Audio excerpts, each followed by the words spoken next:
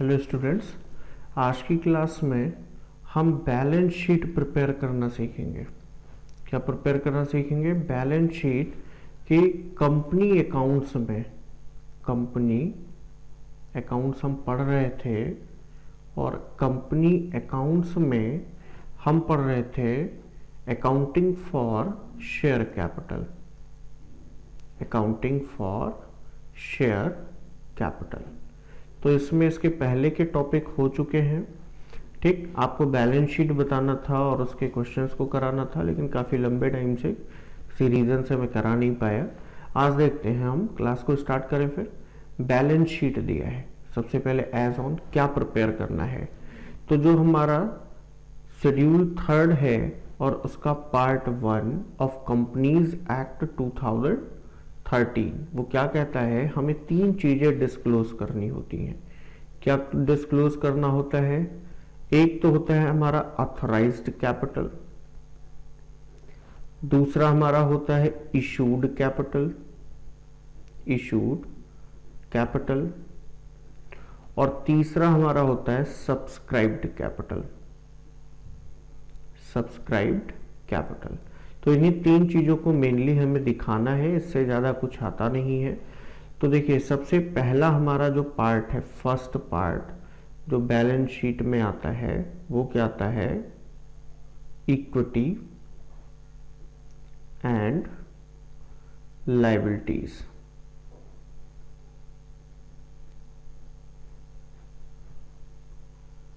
ये first part होता है। इसमें फर्स्ट नंबर पे आता है हमारा शेयर होल्डर्स फंड्स। क्या आता है? शेयर होल्डर्स फंड आता है। इसमें 2 चीजें मोस्टली हमको दिखानी होती हैं, ए और बी। देखिए, ए में हमारा जाता है क्या? Share capital. क्या जाता है? Share capital. और इसके लिए हम नोट नंबर 1 यूज करते हैं। अभी नोट्स टू अकाउंट में उसको डिस्क्लोज किया जाएगा, बैलेंस शीट में एग्रीगेट अमाउंट होगा। और दूसरा हमारा होता है रिजर्व्स एंड सरप्लस। इन्हीं 2 चीजों को दिखाते हैं, नोट नंबर 2 में आ जाएगा। बाकी किसी चीज को 12th में हमें दिखाने की जरूरत नहीं है। तो यहाँ पे नोट नंबर 1 जिसको लिखा, उसको नोट टू अकाउंट्स में लेके आएंगे। तो फर्स्ट क्या लिखेंगे हम? Share capital. अब इसमें हमें क्या क्या दिखाना है? तो सबसे पहले ऑथराइज्ड कैपिटल। तो ऑथराइज्ड कैपिटल में हमें ऑथराइज्ड, फिर इशूड, फिर सब्सक्राइब दिखाना है। तो ऑथराइज्ड कैपिटल यहां पे दिखाएंगे number of shares at the rate of rupees, जो भी दिया हो, जो भी वैल्यू आपको यहाँ पे दे दी गई हो। ठीक है, वैल्यू यहाँ पे नहीं लिखनी है, जो भी आपके क्वेश्चन में दिया होगा उस वैल्यू पे हम रिकॉर्ड करेंगे, ऑफ रुपीज ईच। और इसकी वैल्यू यहाँ पे लिख के फिर इसे क्लोज कर देना है, हमें इससे कोई मतलब नहीं है। फिर हमारा आता है इशूड कैपिटल। क्या आता है? Issued capital. अब साथ साथ में बताते भी चले कि क्या है। देखिए, ये जो ऑथराइज्ड कैपिटल है हमारा, कौन सा कैपिटल? Authorised capital. ये हमारा क्या है? हम इसको बोल सकते हैं नॉमिनल कैपिटल भी बोलते हैं, या हम इसको रजिस्टर्ड कैपिटल भी बोलते हैं। ठीक है, यानी वो मैक्सिमम अमाउंट जो कंपनी शेयर्स को इशू करके रेज करेगी वो ऑथराइज्ड कैपिटल में आएगा। उसका वो पार्ट जितना कंपनी ने क्या किया है, इशू कर दिया है कि भाई पब्लिक आए और हमारे कंपनी के शेयर्स को खरीदे, वो किस में आ जाता है? इशूड कैपिटल में। तो इशूड कैपिटल भी इसी तरीके से दिखाते हैं, shares at the rate of rupees each, जितने पे इशू किया होगा, इशू प्राइस के साथ लिखेंगे। और इसको भी हम क्या करते हैं? क्लोज कर देते हैं, हमें कोई मतलब नहीं। हमें जो मेन जरूरत है वो किसकी है? सब्सक्राइब कैपिटल की, जिसका पैसा हम उठा के कहां ले जाते हैं? शेयर कैपिटल में। तो सब्सक्राइब्ड कैपिटल। अब सब्सक्राइब्ड कैपिटल की अगर बात करें, किसकी? सब्सक्राइब्ड कैपिटल की। तो सब्सक्राइब कैपिटल के 2 पार्ट होते हैं। फर्स्ट होता है subscribed and fully paid up, subscribed and fully paid up. अब subscribed and fully paid up का मतलब क्या है? अगर आसान भाषा में बोले तो कंपनी ने पूरा पैसा शेयर का मांगा हो, जितने रुपए में उसने इशू किया, या जो उसकी शेयर्स की नॉमिनल वैल्यू है पूरा मांगा हो, और पब्लिक ने पूरा पैसा दे भी दिया हो, तो वो किस में आता है? Subscribed and fully paid up में। और इसमें एक चीज और आती है, इंक्लूडिंग री इशूड शेयर। अगर कंपनी ने कोई शेयर फॉरफिट करके उसको री इशू कर दिया है तो वो भी subscribed and fully paid up में ही आता है। तो सबसे पहले नंबर पे यहां पे लिखेंगे subscribed and fully paid up. इसमें भी वही चीज, number of shares at the rate of rupees each, जितना मांगा होगा पूरा पैसा यहाँ पे रिकॉर्ड करेंगे। ठीक है, इसके बाद नेक्स्ट हमारा आता है subscribe but not fully paid up. क्या आता है? Subscribe but not fully paid up. अब subscribe but not fully paid up का मतलब क्या होता है कि या तो कंपनी ने पूरा पैसा मांगा नहीं है, या फिर पब्लिक ने पूरा पैसा पे नहीं किया। जिन्होंने शेयर्स को सब्सक्राइब कर रखा है उन्होंने शेयर्स का पूरा पैसा पे नहीं किया। दो चीजें हो सकती हैं, तो उस कंडीशन में हम उसे क्या लिखते हैं? Subscribe but not fully paid up लिखते हैं। ठीक है, तो यहां पे subscribed but not fully paid up. ठीक, इसमें number of shares at the rate of rupees each called up, जितना मांगा है, क्योंकि कंपनी मांग भी कम सकती है या पब्लिक ने पूरा नहीं दिया। अगर कंपनी ने मांगा कम है तो less rupees each called up लिख के लिख देंगे। अगर कोई कॉल इन एरियर हुआ है, क्या हुआ है? Calls in arrears. ठीक है, तो कॉल्स इन एरियर्स को हम क्या करेंगे? यहां पे लेस कर देंगे, जो वैल्यू बचेगी उसको लिखेंगे। अगर कंपनी ने पूरा पैसा मांगा नहीं तो हो सकता है कि कोई शेयर होल्डर ऐसा हो जो एडवांस में पे कर दे, तो कॉल्स इन एडवांस यहाँ पे प्लस कर देंगे। और एक चीज है कि अगर कंपनी ने शेयर फॉरफिट कर लिया और उसको अभी तक री इशू नहीं किया है, तो जितना शेयर उसने फॉरफिट करके अभी तक री इशू नहीं किया, उन पे जो ऑलरेडी पैसा मिल चुका है उनको फॉरफिटेड शेयर्स अकाउंट लिख के उसका पैसा यहाँ पे जोड़ देंगे। लेकिन यहाँ पे जब नंबर ऑफ शेयर्स लिख रहे होंगे तो यहाँ पे हम उनको नहीं लिखेंगे। लिख देते हैं यहाँ पे, ये क्या है? Excluding shares forfeited but not री इशूड। फॉरफिट करने के बाद जिनको री इशू नहीं किया, और ये फॉरफिटेड शेयर्स अकाउंट जो है इसमें हमारा क्या आ जाएगा? Credit balance. किसका? इसका, जिसको फॉरफिट करने के बाद अभी तक री इशू नहीं किया गया उसका क्रेडिट बैलेंस आ जाएगा। ठीक है, अब इसके बाद अगर हम देखें तो एक चीज हमें और यहाँ पे लिखनी होगी। वो क्या लिखना होगा? यहाँ पे नोट नंबर 2 डालेंगे। क्या डालेंगे? Note number 2। और यहाँ पे क्या था हमारा? Reserves and surplus. Reserve and surplus में मेनली आपका सिक्योरिटीज प्रीमियम रिजर्व आएगा। Securities premium reserve. ठीक, अब सिक्योरिटीज प्रीमियम रिजर्व जब शेयर्स को इशू करेंगे तो उनपे जो प्रीमियम मिलेगा, हाँ एक चीज ध्यान रखना कि ये यहीं पे टोटल हो जाएगा। Subscribed and fully paid up plus subscribe but not fully paid up का अमाउंट यहां पे जोड़ के लिखेंगे, और यही पैसा कहां पे जाएगा? हमारा शेयर कैपिटल में जाएगा। ठीक है, अब इस पे आते हैं। सिक्योरिटी प्रीमियम रिजर्व अगर प्रीमियम पे इशू किया है, और दूसरा आएगा कैपिटल रिजर्व। Capital reserve. जो कैपिटल प्रॉफिट होगा शेयर्स को फॉरफिट करने के बाद जब री इशू करेंगे तो कुछ उस पे कैपिटल प्रॉफिट होगा, उसको जोड़ के हम फिर इसे रिजर्व्स एंड सरप्लस में शो कर देंगे। ठीक है, तो ये हमारा क्या है, बैलेंस शीट है जिससे हम बैलेंस शीट प्रिपेयर करते हैं। और अब इसके हम कुछ प्रैक्टिकल प्रॉब्लम्स की तरफ बढ़ेंगे और उस प्रैक्टिकल प्रॉब्लम्स को हम सॉल्व भी करेंगे। ओके, अब देखिए क्वेश्चन एक ले लिया है, शॉर्ट में लिखा है आपके जो है ये क्वेश्चन जो मैंने लिया है, ठीक है, ये आपके टीएस ग्रेवाल की बुक का है।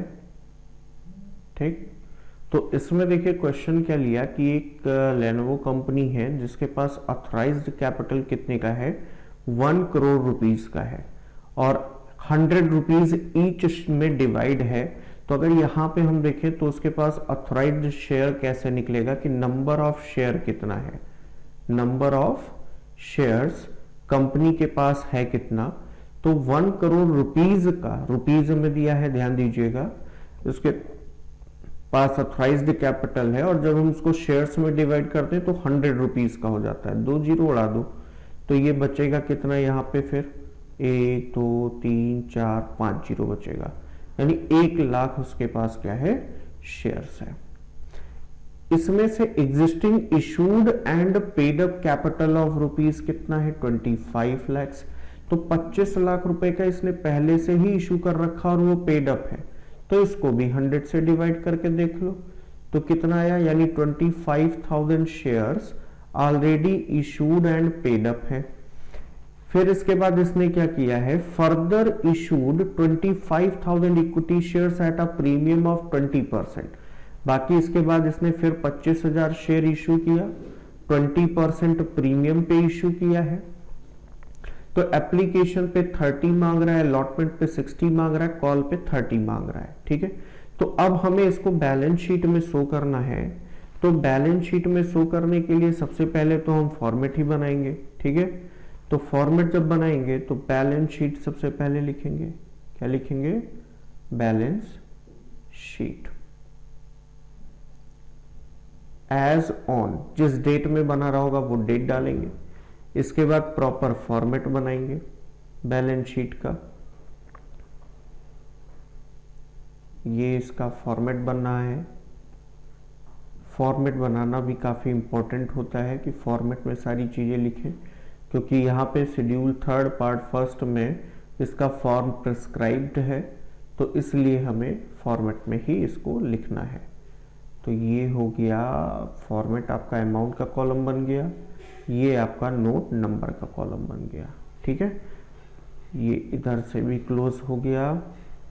अब देखिए इसमें क्या करना है, ये आपका पर्टिकुलर्स का कॉलम होता है, पर्टिकुलर्स का कॉलम, ये आपका कॉलम होता है किसका, नोट नंबर का, और ये किसका होता है, अमाउंट का।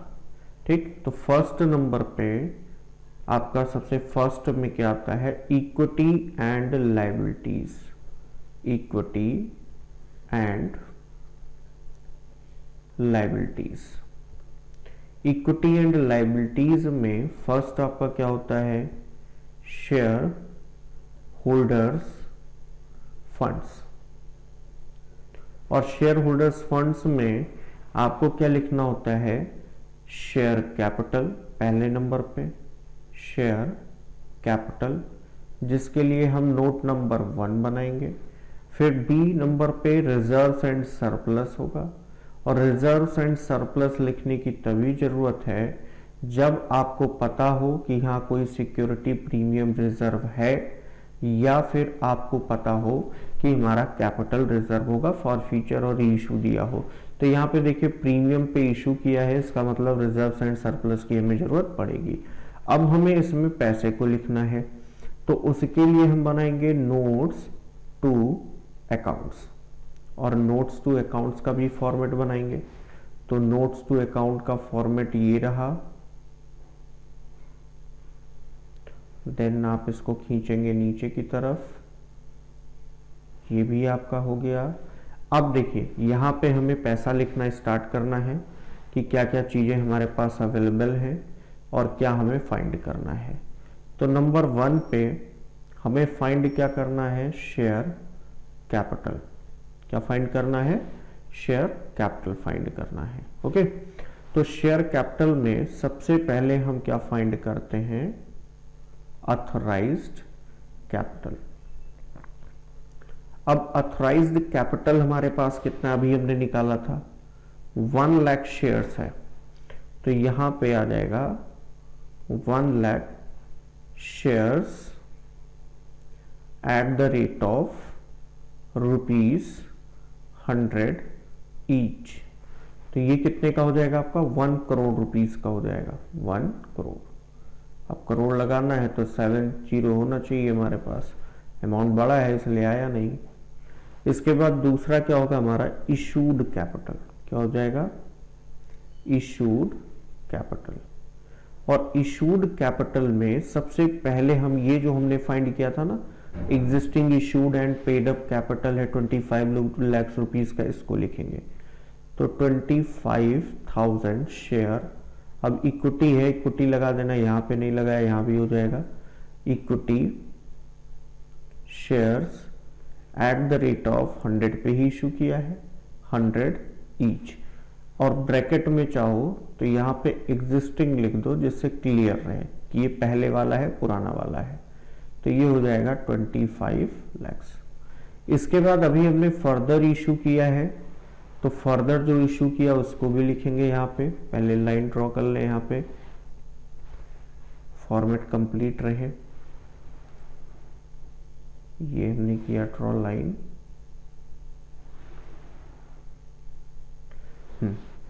अब यहां पे देखिए, इसके बाद फिर से इसने 25,000 इक्विटी शेयर्स और इशू किया है, equity shares at the rate of ₹100 each. तो 100 रुपीज ईच है, तो ये कितने का हो जाएगा, 25 लाख रुपीज का हो जाएगा। अगर इसको जोड़ें तो ये कितना हो जाएगा, 50 लाख हो जाएगा। फिर इसके बाद नेक्स्ट आता है हमारा सब्सक्राइब्ड कैपिटल। क्या आता है, सब्सक्राइब्ड कैपिटल। तो सब्सक्राइब्ड कैपिटल में सबसे पहले आएगा subscribed and fully paid up. तो 25,000 equity share already issued and paid up है, equity shares at the rate of ₹100 each. तो ये 25 लाख तो ऑलरेडी हो जाएगा। ठीक, इसके बाद बाकी जो फर्दर इशू किया, क्वेश्चन में दिया था कि जो फाइनल कॉल है, या हम कहें कि जो हमारा कॉल है, कॉल ही नहीं किया गया, तो कॉल नहीं किया गया तो हमारा जो है फुल्ली पेड अप तो हो ही नहीं सकता, फुल्ली पेड अप नहीं हो सकता। क्यों नहीं हो सकता, क्योंकि दो कंडीशन है, या तो कंपनी ने पूरा कॉल किया हो या फिर पब्लिक ने पूरा पे किया हो। तो ये फुल्ली पेड अप में तो आएगा नहीं। फिर यहां पे लिखेंगे subscribed but not fully paid up. तो 25,000 इक्विटी शेयर है, और फाइनल कॉल चेक करें कि फाइनल कॉल था कितने का, तो देखेंगे यहां पे फाइनल कॉल था 30 रुपीज का। तो फाइनल कॉल और शेयर हमारा कितने का था, 100 का था। तो अगर 30 रुपीज इसने नहीं मांगा तो कितना मांगा, कॉल कितना किया, 70 रुपीज। तो 70 रुपीज की रेट से यहाँ पे आ जाएगा, eight the rate of ₹70 each called up. और कोई एरियर वगैरह नहीं हुआ है, यहाँ पे मिल गया है। ठीक है, तो 70 से इसको मल्टीप्लाई करेंगे तो ये कितना हो जाएगा, 0 0 0 3 जीरो था, 3 जीरो लगाया, एक जीरो 70 में है तो एक जीरो भी लगाया। आप 7 से मल्टीप्लाई करो, 7 5 जा 35, कैरी आया 3, 7 2 जा 14, तो ये कितना हो जाएगा 17,50,000 रुपीज। इसको कर लेंगे हम ऐड, तो ये कितना हो जाएगा 25 लाख और 17 लाख, तो ये हो जाएगा 42,50,000। अब ये जो पैसा है ये कहाँ पे जाना है, शेयर कैपिटल में जाना है, तो इसको यहाँ पे ले आओ 42,50,000। बचा सिक्योरिटी प्रीमियम रिजर्व, तो 20% सिक्योरिटी प्रीमियम रिजर्व था जो फर्दर इशू किया है उस पे, तो उसको हम यहाँ पे लिख लेंगे सेकंड नंबर, नोट नंबर 2। इसमें क्या जाएगा, रिजर्व्स एंड सरप्लस।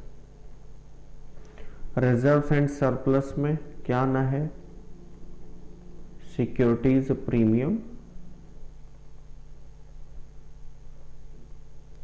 रिजर्व्स कितना है भाई, 25,000 फर्दर इशू किया और बोला 20%, तो नॉमिनल वैल्यू 100 है और 100 का 20% कितना होता है 20 रुपीज, तो 20 से कर दो मल्टीप्लाई, 25 टू द 50,000 और एक जीरो और बढ़ाओगे कितना हो जाएगा 5 लाख रुपीज हो जाएगा। तो रिजर्व एंड सरप्लस हमारे पास कितना आया 5 लाख रुपीज। तो अब हम इसको जो है दिखा देंगे शेयर कैपिटल के नीचे जो हमारा रिजर्व एंड सरप्लस था उस सेक्शन में, तो यहाँ पे दिखा देंगे 5 लाख। टोटल करने की जरूरत नहीं, चाहो तो जोड़ लो, जोड़ोगे तो ये कितना आएगा 47,50,000, लेकिन इसकी कोई ज़रूरत है नहीं हमारे पास, तो टोटल हम नहीं करेंगे। ओके, अब नेक्स्ट क्लास में जो हमारा नेक्स्ट क्लास होगा उस क्लास में, ठीक है, उस क्लास में हम क्या पढ़ेंगे, issue of shares for cash, जिसमें एट पर पढ़ेंगे, एट प्रीमियम पढ़ेंगे, ये सारी चीजें हम नेक्स्ट क्लास में डिस्कस करेंगे। Okay, thank you.